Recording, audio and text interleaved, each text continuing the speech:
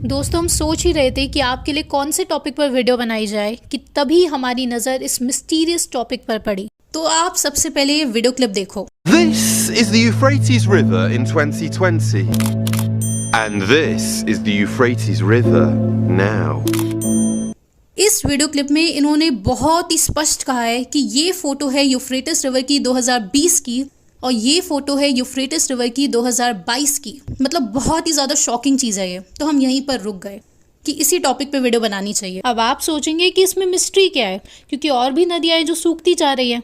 लेकिन दोस्तों ये 2000 साल पहले बाइबल में बता दिया गया था कि यूफ्रेटिस रिवर सूख जाएगी और उसके बाद पृथ्वी पर तबाही का मंजर शुरू हो जाएगा। इसके बारे में हम सब कुछ आगे जानेंगे। तो हमारी टीम ने सोचा कि चलो जांच पड़ताल शुरू करते हैं कि ये चल क्या रहा है, माजरा क्या है। तो सबसे पहले आप ये 2015 की रिसर्च देखो। इसमें ये एकदम स्पष्ट सामने आया कि 1970s में यूफ्रेटिस रिवर जो है उसका पानी का लेवल ऑलमोस्ट 45% तक घट चुका था। 1960s में बहुत भीषण ड्राउट आई थी, इसकी वजह से 1970s में ही 45% तक इसका पानी का लेवल घट चुका है।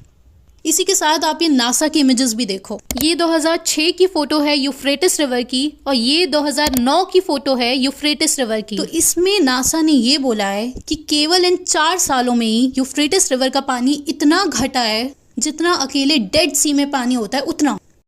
लेकिन ऐसा नहीं है कि पिछले 2 सालों में ये 1700 मील लंबी यूफ्रेटिस रिवर अचानक से सूख गई है, बल्कि ये पिछले 50 सालों से ही सूखती जा रही है। अब आप समझो कि 1700 मील कितना होता है। गंगा का जो इंडिया में ड्रेनेज बेसिन है वो है 1600 मील, तो इतना लंबा होता है 1700 मील। अब वैज्ञानिकों का कहना है कि 2040 तक ये पूरी यूफ्रेटिस रिवर और टिग्रिस रिवर दोनों गायब भी हो सकती है। तो अब इन रिसर्च से ये तो स्पष्ट हो गया है कि यूफ्रेटिस रिवर सूख तो रही है और बहुत तेज़ी से सूख रही है। अब दोस्तों आप यहाँ पर रुकना, क्योंकि आगे बहुत ही ज़्यादा इंटरेस्टिंग पार्ट आपको बताने वाले हैं कि ये जो यूफ्रेटिस रिवर है क्रिश्चियंस के लिए ये most search term on Google बन चुका है। मतलब आज जो क्रिश्चियंस है वो क्राइस्ट से ज़्यादा यूफ्रेटिस रिवर के बारे में सर्च कर रहे हैं गूगल पर। आखिर कारण क्या है? और उससे पहले आप ये चीज़ समझो कि ये यूफ्रेटिस रिवर बहुत ही इंपॉर्टेंट रिवर सिस्टम है पूरे वेस्ट एशिया के लिए। अगर आप यूफ्रेटिस और टिग्रिस को मिला देंगे तो करीब 60 मिलियन लोगों का सर्वाइवल इन्हीं 2 रिवर्स पे डिपेंडेंट है। तो अब आप सोचो कि यूफ्रेटिस इतनी ज़्यादा सूख चुकी है। सीरिया में और इराक में इस समय एक्सट्रीम ड्राउट्स आ चुके हैं। मतलब सीरिया का जो प्रेसिपिटेशन होता है, जो पानी गिरता है रेन के रूप में, वो करीब 80% तक गिर चुका है। ये खुद में काफ़ी अजीब चीज़ है। वहाँ पर जो वॉर चल रहा है वो तो अलग ही है, लेकिन साथ ही में ये जो extreme droughts, extreme water scarcity उन्हें फेस करनी पड़ रही है, ये खुद में काफ़ी भीषण, काफ़ी गंभीर इशू है।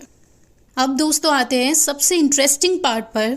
तो क्रिश्चियंस, मुस्लिम्स और ज्यूज़ जो है उनके जो रिलीजियस स्क्रिप्चर्स है उनमें ये क्लियरली मेंशन किया हुआ है कि यूफ्रेटिस रिवर जो है वो सूख जाएगी और जब ऐसा होगा तो इसके नीचे से 4 फॉलन एंजल्स बाहर आएंगे। वो जो फॉलन एंजल्स है अभी उन्हें यूफ्रेटिस रिवर के नीचे एक टनल है और उस टनल में उन्हें लोहे की जंजीरों से बांधा हुआ है।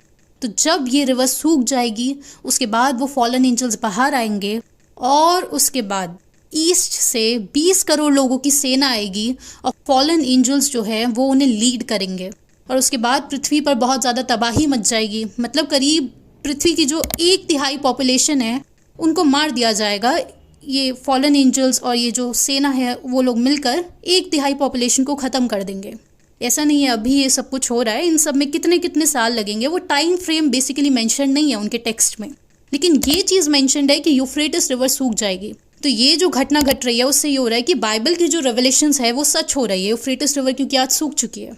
हाँ, इसी के साथ एक और बात भी मेंशन्ड है कि जब ये रिवर सूख जाएगी इसके बाद इसमें से बहुत सारे ट्रेजर्स बाहर निकलेंगे और साथ ही में एक माउंटेन ऑफ गोल्ड बाहर निकलेगा और बहुत ही स्ट्रिक्ट इंस्ट्रक्शंस दी गई है कि उस गोल्ड को किसी भी इंसान को टच नहीं करना है, क्योंकि गोल्ड और इन ट्रेजर्स का लालच ही इस वॉर का कारण बनेगा। तो बहुत स्ट्रिक्टली बोला गया है कि उस गोल्ड को कोई नहीं छुएगा। तो ये तो थी वो बातें जो क्रिश्चियंस, मुस्लिम्स और ज्यूज़ उनके रिलीजियस स्क्रिप्चर्स में लिखी हुई है। लेकिन वैज्ञानिक इसके बारे में क्या कहते हैं वो हमारे लिए जानना बहुत ज़रूरी है। अब वैज्ञानिकों का कहना है कि ये रिवर जो है वो क्लाइमेट चेंज और ग्लोबल वार्मिंग की वजह से सूख रही है। जिस प्रकार से चाइना की जो लार्जेस्ट फ्रेश वाटर लेक है पोन्यांग लेक, वो ऑलरेडी 1/4 तक घट चुकी है। जर्मनी की जो राइन रिवर है वो अपने एवरेज लेवल से 45% तक ही बह रही है अभी। और चाइना की जो यांगत्से रिवर है वो 80% lower than usual precipitation level तक पहुंच चुकी है। तो जैसे ये बाकी नदियां सूख रही है और उस एरिया में वेस्ट एशिया में ऑलरेडी बहुत सारे सी और नदियां सूखते जा रहे हैं जो थोड़े बहुत भी वहाँ मौजूद हैं। तो ये खुद में काफ़ी ज़्यादा साइन है, वैज्ञानिकों का कहना है कि क्लाइमेट चेंज और ग्लोबल वार्मिंग हो रही है। अब दोस्तों, वैज्ञानिकों ने जो तर्क दिया है यूफ्रेटिस रिवर के सूखने का, वो सत्य है या नहीं है वो हम अभी नहीं बोल रहे हैं, लेकिन एक बात तो तय है कि बाइबल में ये पहले से प्रेडिक्टेड था कि यूफ्रेटिस रिवर जो है वो सूख जाएगी, अब चाहे किसी भी कारण से वो सूख रही हो। अब दोस्तों, ये जो हम टॉपिक्स बना रहे हैं इसका मकसद ही ये है कि आम जनता के बीच भी ये सारे टॉपिक्स पहुंचने चाहिए, क्योंकि मेन स्ट्रीम मीडिया इन्हें कवर नहीं करता है।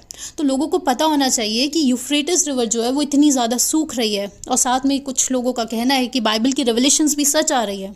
अब उसके बारे में आपका क्या कहना है वो आप हमें कमेंट करके बताइएगा।